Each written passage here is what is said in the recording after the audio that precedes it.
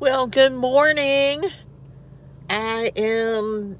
I decided to get on here really early. So much happened over the weekend when you think about professional wrestling, and I thought I just would catch everybody up. So I'll give you a few minutes to chime on here and see what you have, see what you don't. Um, Last night, there was so much happening this weekend. So much happening. First of all, we have couple of injuries to report. Last night at AEW, Sky Blue, she was injured last night through a fall. And the referee had to stop the match. Also, Dalton Castle, from an injury he took from Roderick Strong, um, is out for the rest of the year. It does not say what his injuries are. Now, we have so much wrestling news. We have Tashida wins the New Japan debut on night one of G1 of Climax 34. Um, AEW, the hologram. Now, everybody in the world thought hologram was actually going to be Ricochet. You can tell by Hologram's body, it's not Ricochet, but he is really good. I don't know who he is, but he is really good. And he can do a lot of Ricochet's moves, but it's not Ricochet. Um, I also want to keep you updated on AEW. Will have Blood and Guts this Wednesday on Dynamite. But they will also have Battle of the Belt Saturday night. And we have Friday night, we have Death Before Dishonor for Ring of Honor. So it's going to be a really busy week. Also on AEW, Gringo Loco. For those of you who don't know who he is, he's been on JCW, he's been on GCW. I think he's might even done some MLW, but Gringo made his national TV debut on his birthday last night for AEW. Now, I do, also AEW Collision changed their theme music. I like it a whole lot better than Elton John's Saturday Night's All Right for Fighting. Now, let's get down to TNA Slammiversary. I do have some results for you, and it turned out to be a really good pay-per-view. First, surprising enough for me, was Nick Nemeth won the TNA championship. The Rascals also won their championship. Mike Bailey wins over Mustafa Ali. Now, the interesting thing about Mike Bailey winning over Mustafa Ali was, who did they bring out?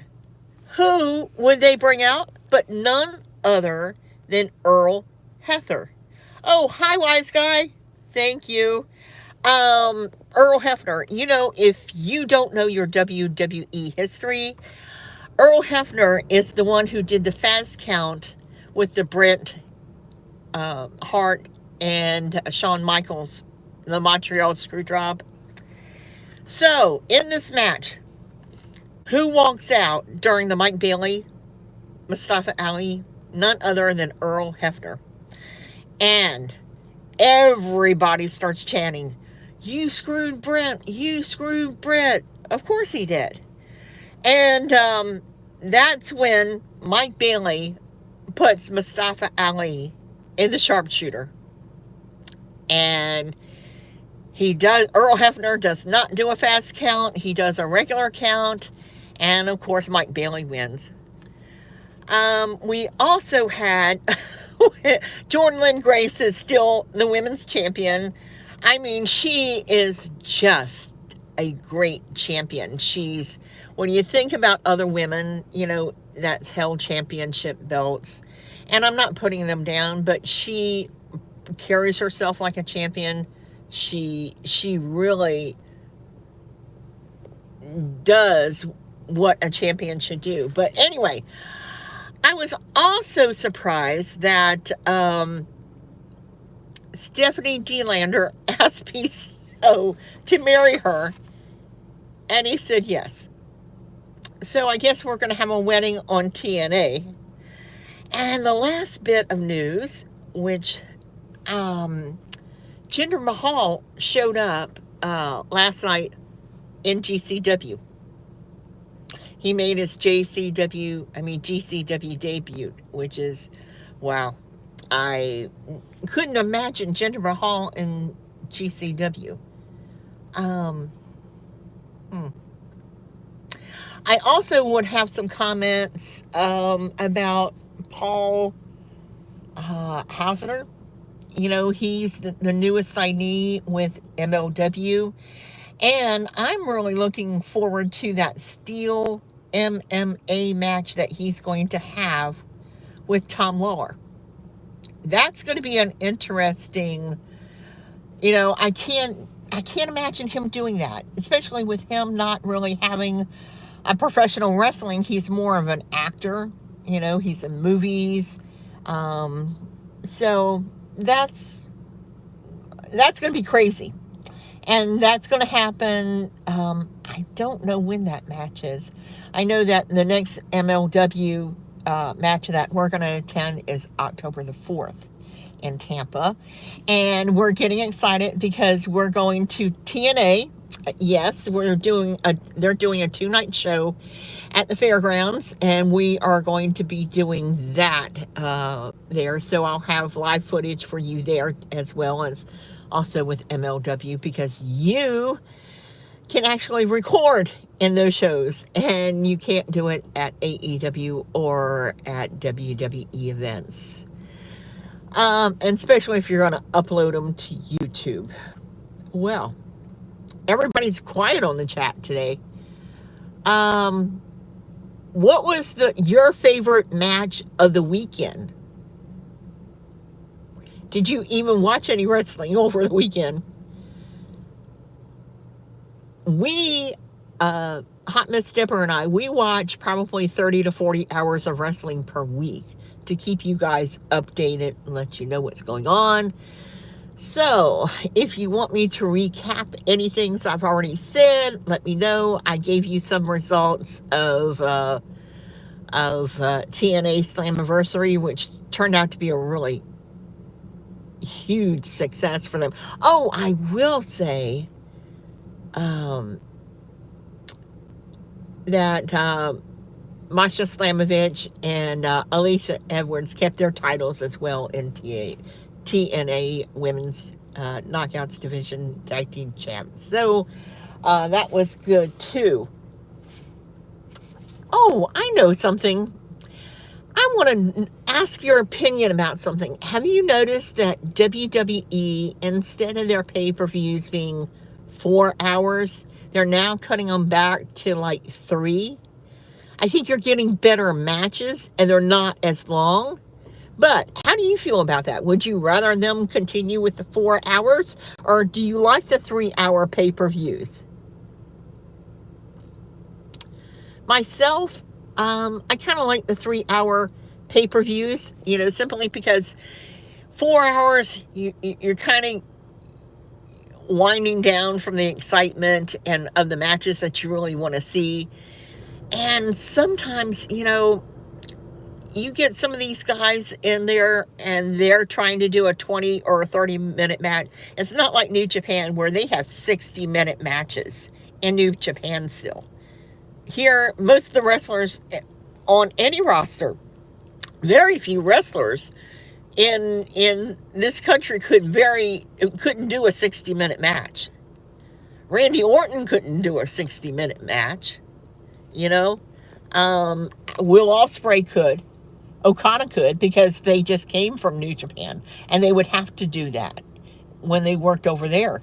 So anyway, I kind of like the 3-hour matches but I don't like them doing overseas matches, and they come on at like 1 o'clock in the afternoon or 2 o'clock in the afternoon, because it kind of screws up your whole afternoon. I'd rather have it in the evening, and I understand why they go overseas, because those countries are paying for WWE to go overseas. You know, they're footing all their travel and their expenses and stuff like this, so it's not really costing them hardly any money at all to do overseas events. That's why they're going overseas so much. So, I expect them to do more overseas than pay, especially their premium live events, their main pay-per-views. I bet they'll continue to go overseas because financially it makes sense to them, you know. Um, but anyway, any questions from you guys? And I'm talking about questions about wrestling. Have you guys heard something that maybe I haven't heard in the form of wrestling? No? You guys are quiet in the chat today. Okay. Okay. Well, let's see. Um, uh, you know, I do not have right now Death Before Dishonor. They haven't done um, their press release for this week for the matches for Friday. I do have a couple of them. And I actually even have the spoilers for SmackDown of this past Friday night. If you guys want them, let me know and I can give them to you right now, what the results of the matches were. Anyway, hmm.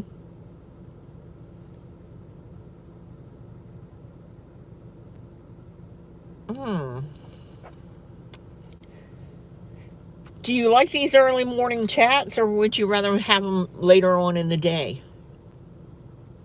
No? What did you think about the TNA Slammiversary results? Did you like them?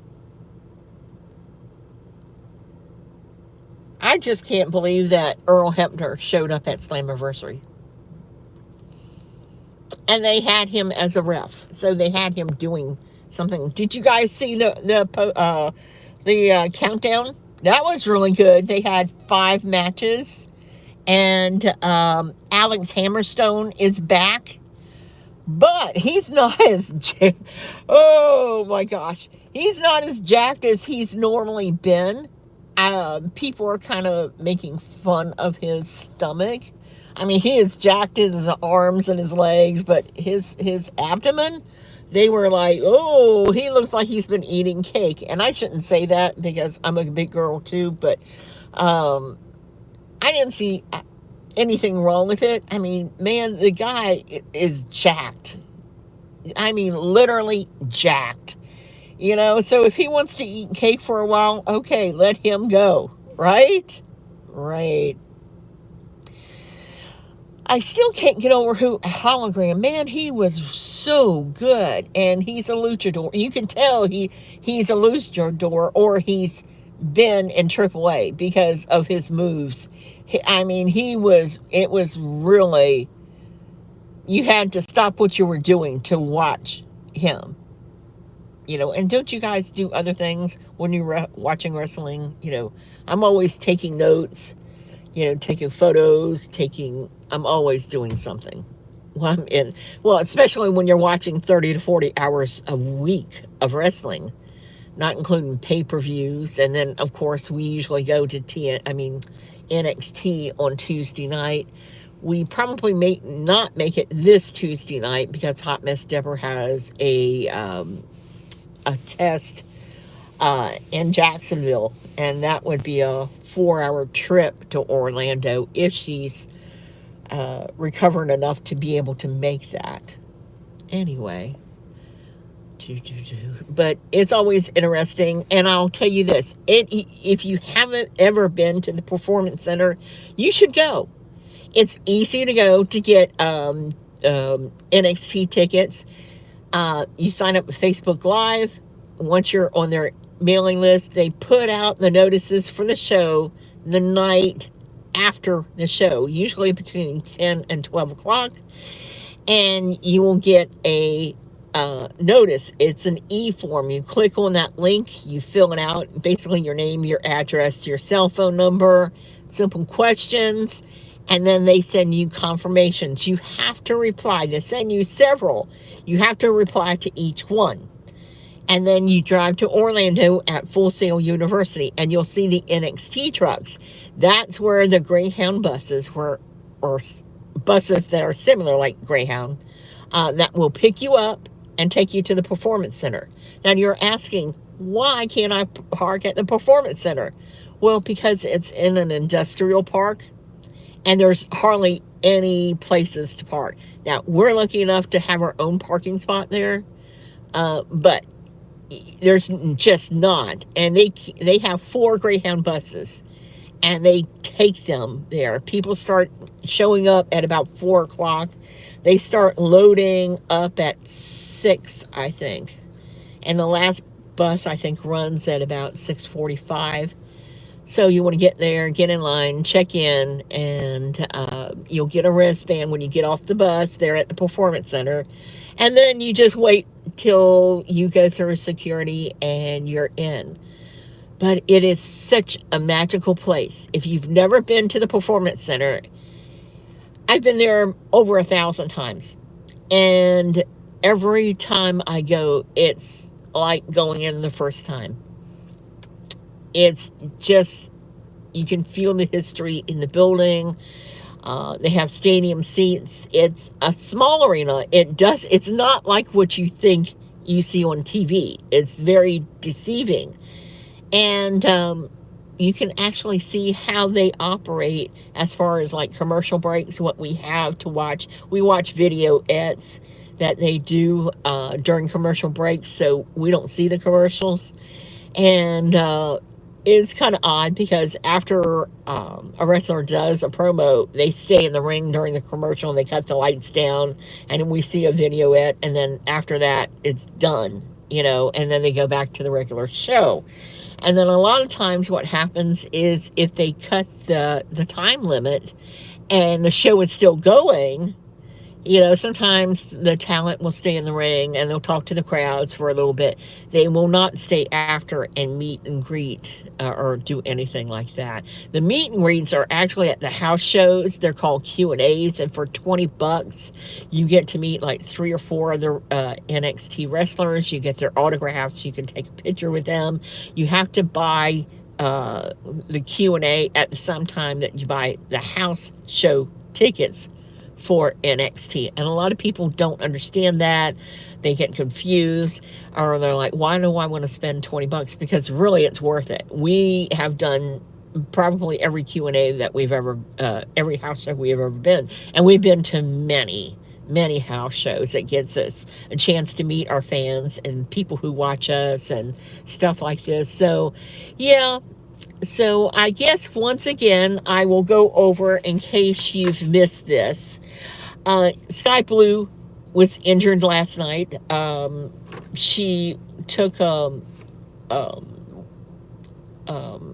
can't think of what it's called, the wrestling move, but anyway, when she fell out of the ring, she injured, I believe it was her knee, and she could not even get up, and the referee went over to her, and so did the female wrestler she was wrestling. And I can't even think of who she was wrestling last night. That's so sad.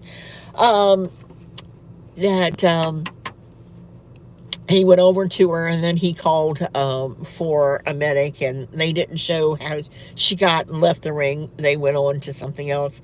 And like I said, Dalton Castle is going to be out for the rest of the year.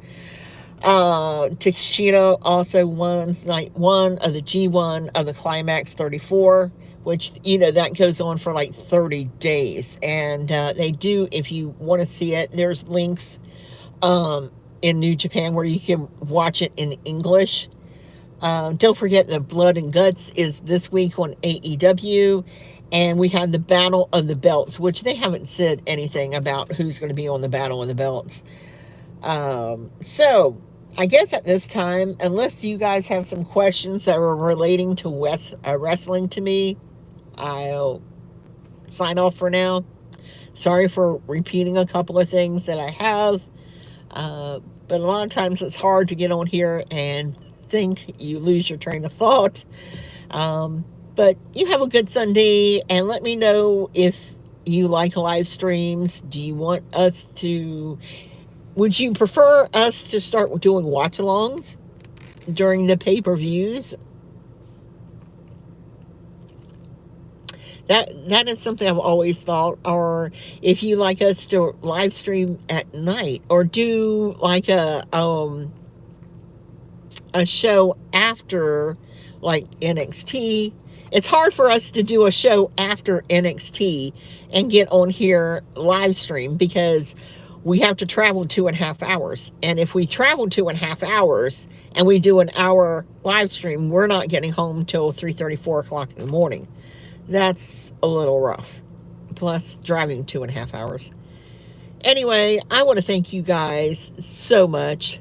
You guys are the best, and I hope your day is a good one. And until next time, bye for now.